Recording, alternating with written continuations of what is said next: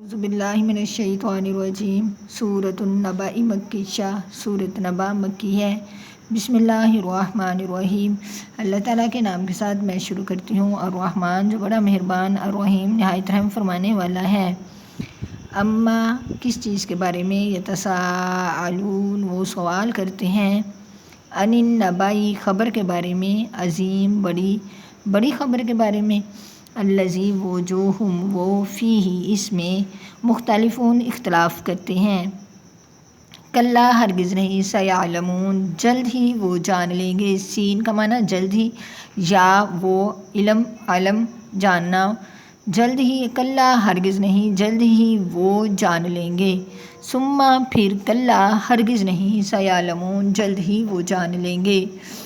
علم کیا نہیں، نجعل الارض بنایا ہم نے زمین کو، مہادن بچھونا، والجبال اور پہاڑوں کو، اوتادن میخیں، وخلقناکم اور پیدا کیا ہم نے تم کو، ازواجن جوڑا جوڑا، وجعلنا اور بنایا ہم نے نومکم تمہاری نیند کو، سباتن آرام، وجعلنا اور بنایا ہم نے لیلا رات کو، لباسن لباس، وجعلنا اور بنایا ہم نے نہارا دن کو، معاشا روزی کمانے کے لیے، وبنینا اور بنائے ہم نے فوقکم اوپر تمہارے، سبعن 7 آسمان، شدادا مضبوط، وجعلنا اور بنایا ہم نے سراجن سورج کو، وہاجا چمکتا ہوا، وانزلنا اور اتارا ہم نے من المعصرات نچڑتی ہوئی بدلیوں سے، ماء ثجاجا پانی کا ریلا، لنخرجا تاکہ ہم نکالیں، بہی ساتھ اس کے، حبًا دانہ، ونباتا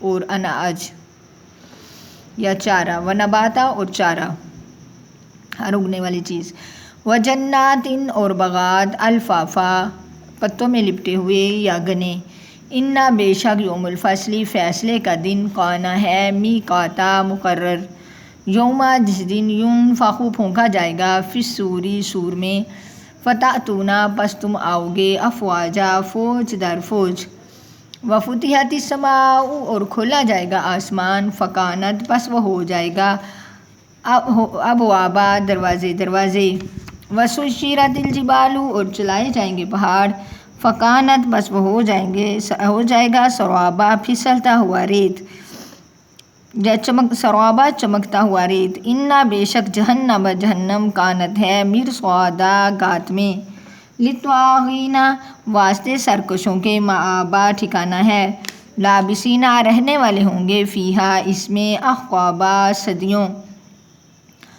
لا یذوقون نہیں وہ چکھیں گے، فیہا اس میں، بردن ٹھنڈک، ولا شرابا اور نہ پینے کی کوئی چیز، الا حمیما سوائے گرم پانی کے، وغساقا اور زخموں کا پیپ، جزاء بدلہ ہے، وفاقا پورا، انہم بے شک وہ، کانو تھے، لا یرجون نا امید رکھتے، حساب کی، وکذبوا اور جھٹلایا انہوں نے، بآیاتنا ہماری آیات کو، کذابا جھٹلانا، وکل شیء اور ہر ایک چیز، احصیناہ شمار کر رکھا ہے ہم نے اس کو، گن رکھا ہے ہم نے اس کو، کتابا لکھ کر، فذوقوا پس تم چکھو، فلن پس ہرگز نہیں، نزیدکم ہم زیادہ کریں گے تم سے، الا مگر عذاب۔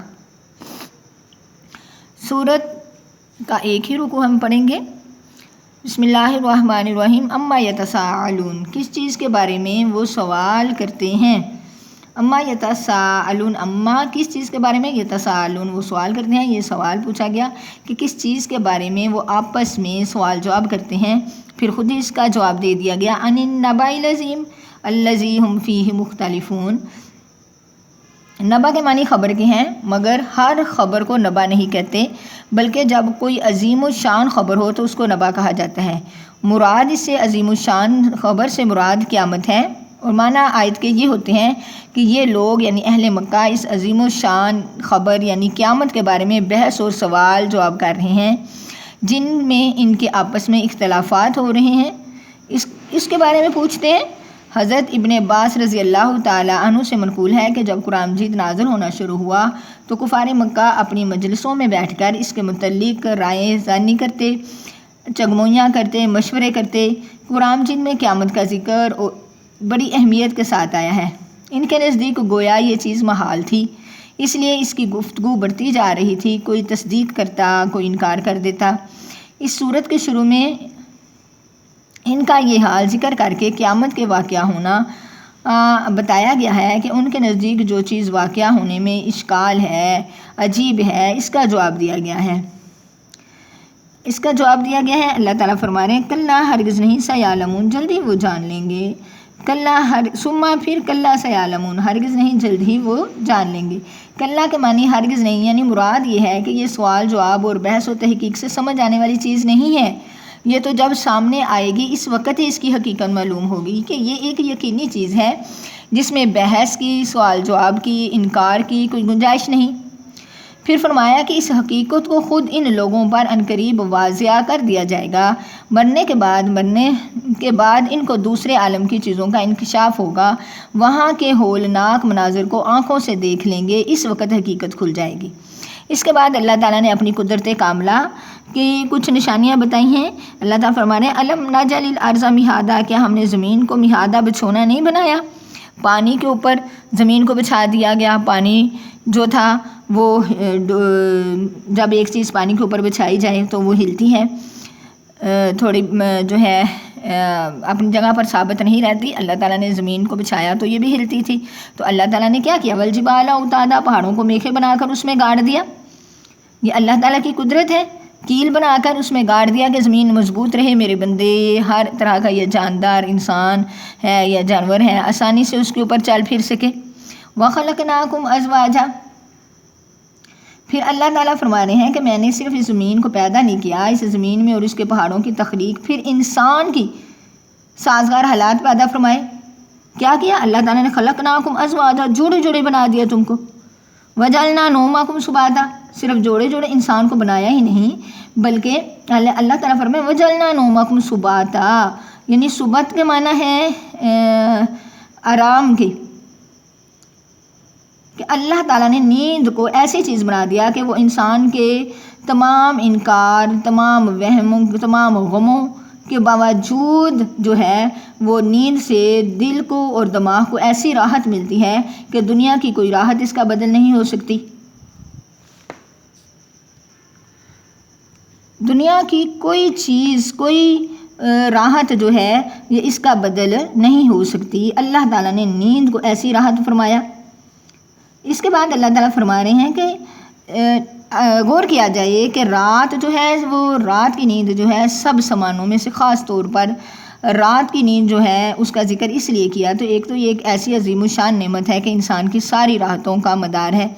اس نعمت کو حق تعالیٰ نے پوری مخلوق کے لیے عام فرما دیا، امیر ہو، غریب ہو، عالم ہو، جاہل ہو، بادشاہ ہو، مزدور ہو، سب کو یہ دولت با وقت اور یکساں عطا کی۔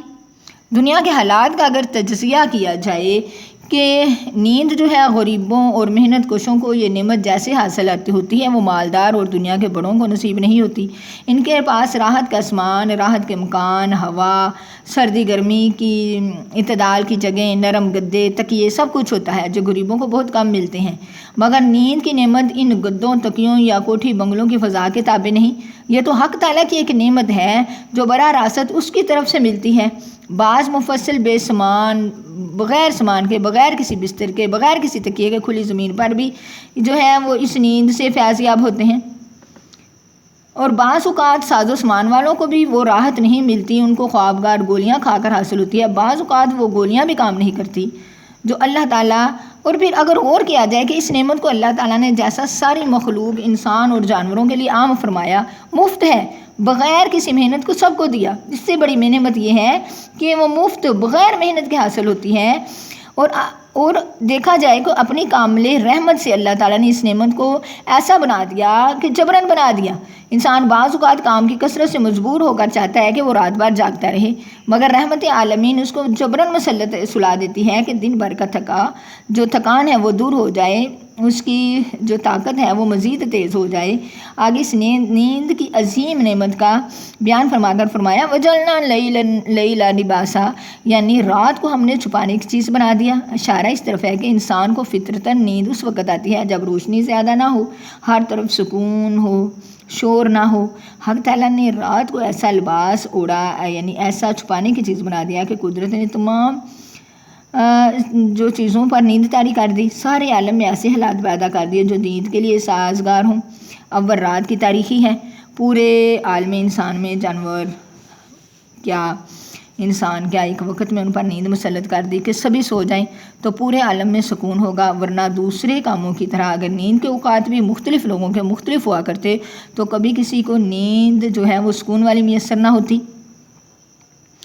پھر آگے اللہ تعالیٰ کیا فرما رہے ہیں وَبَنَيْنَا فَوْقَكُمْ سَبْعًا شِدَادًا، نہیں وَجَعَلْنَا النَّهَارَ مَعَاشًا، اور بنایا ہم نے نہارا دن کو معاشا روزی کمانے کے لیے، انسان کی راحت اور سکون کے لیے یہ بھی ضروری تھا کہ اس کو غذا وغیرہ کی ضرورت ملے، ورنہ ابدی نیند تو موت ہو جائے گی۔ اگر ہم ہر وقت رات رہتی، آدمی سوتا ہی رہتا ہے تو یہ چیزیں کیسے حاصل ہوتی؟ اس کی جد و جہد، محنت، دوڑ دھوپ کی ضرورت تھی جو روشنی میں حاصل ہوتی ہے۔ اس لیے فرمایا کہ تمہاری راحت کو مکمل کرنے کے لیے ہم نے صرف رات اور اس کی تاریخی نہیں بنائی بلکہ ایک روشن دن بھی دیا جس میں تم کاروبار کر کے اپنی معاشی ضروریات حاصل کر سکو۔ اس کے بعد انسان کی راحت کے لیے اللہ تعالیٰ نے اس سامان کا ذکر کیا جو آسمان سے متعلق ہے، اور اس میں سب سے بڑی نعمت اللہ تعالیٰ فرمانے وَبَنَيْنَا فَوْقَكُمْ سَبْعًا شِدَادًا، 7 آسمان مضبوط بنا کر کیا کیا وَجَعَلْنَا سِرَاجًا وَهَاجًا، ہم نے بنایا سورج کو چمکتا ہوا روشن، ایک روشن آفتاب، روشن بڑکنے والا چراغ بنا دیا۔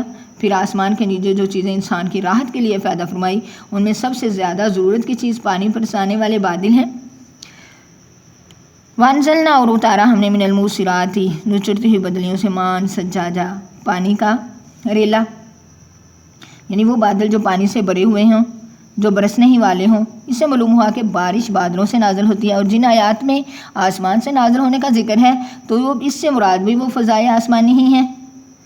قرآن جن میں کثرت سے لفظ آیا سما، یعنی اللہ تعالیٰ آسمان سے براہ راست بادلوں کے اندر سے بارش برساتے ہیں۔ یوم، آگے اللہ تعالیٰ فرما رہے ہیں یہ ساری چیزیں اللہ تعالیٰ نے بارش برسائی، پھر نخرج تاکہ ہم نکالیں اس سے حبًا، دانہ، و نباتا، اور چارہ، ہر طرح کا چارہ، ہر طرح کا دانہ اللہ تعالیٰ نے پیدا کیا، اناج پیدا کیا، چاول، گندم، نبات، چارہ، سبزیاں اور جانوروں کے کام آنے والا چارہ، وجنات، اور باغات، الفافا، گھنے باغات پیدا کیے۔ انا، بے شک باغات میں ہر طرح کا پھل آ گیا، ہر طرح کا میوہ آ گیا۔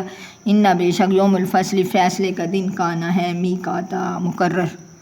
اللہ تعالیٰ یہ ساری چیزیں فرما کے کہہ رہے ہیں کہ جو ہے قیامت کا دن ایک مقرر دن ہے، یعنی فیصلے کا دن جس سے مراد قیامت ہے، یہ ایک متعین وقت پر جو ہے آئے گی جس پر دنیا ختم ہو جائے گی جبکہ سور پھونکا جائے گا۔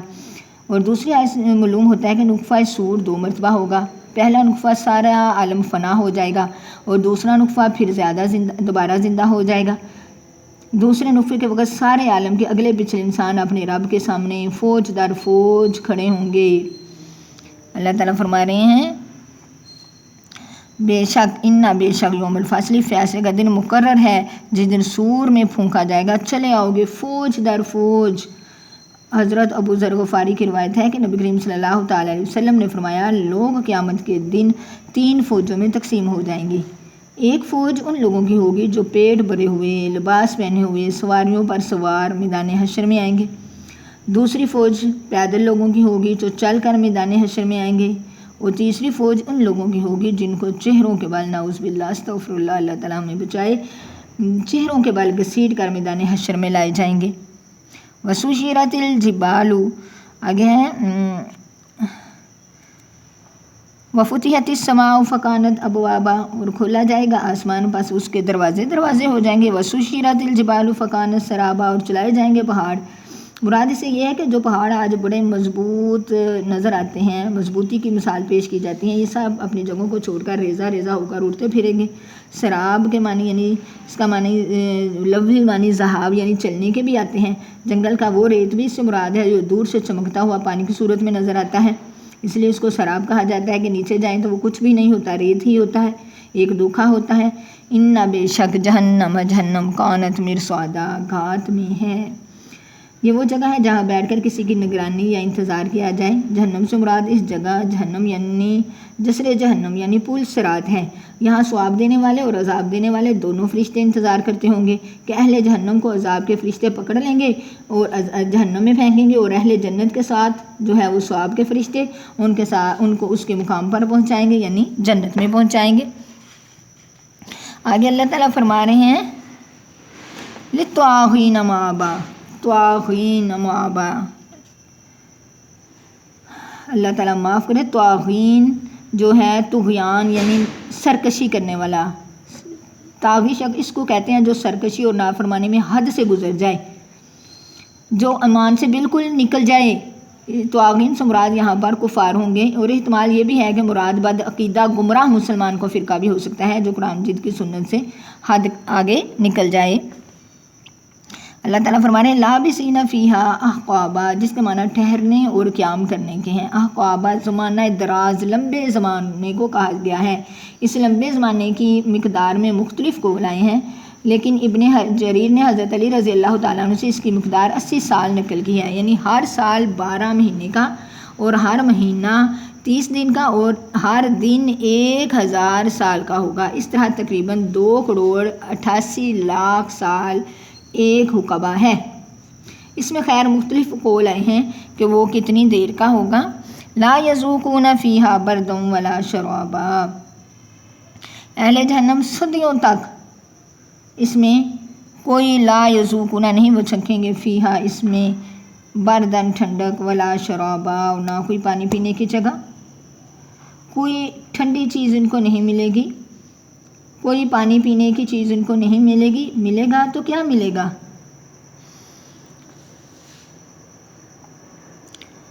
اللہ سوائے حمیمن، زخموں کا، حمیمن کھولتا ہوا گرم پانی، غصہ کا اور زخموں کا پیپ، یہ ان کو دیا جائے گا۔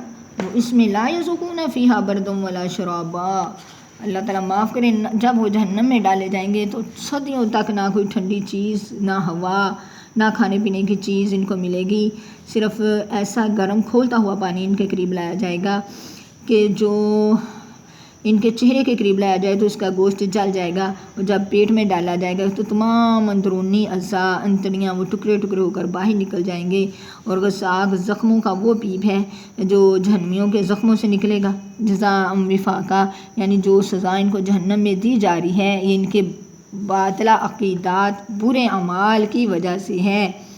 اللہ تعالیٰ فرمائیں گے فذوقوا فلن نزیدکم الا عذابا، یعنی جس طرح تم دنیا میں اپنے کفر اور انکار کی زیادتی میں چلتے گئے، اگر تمہیں موت نہ آ جاتی تو تم اس میں اور بڑھتے جاتے۔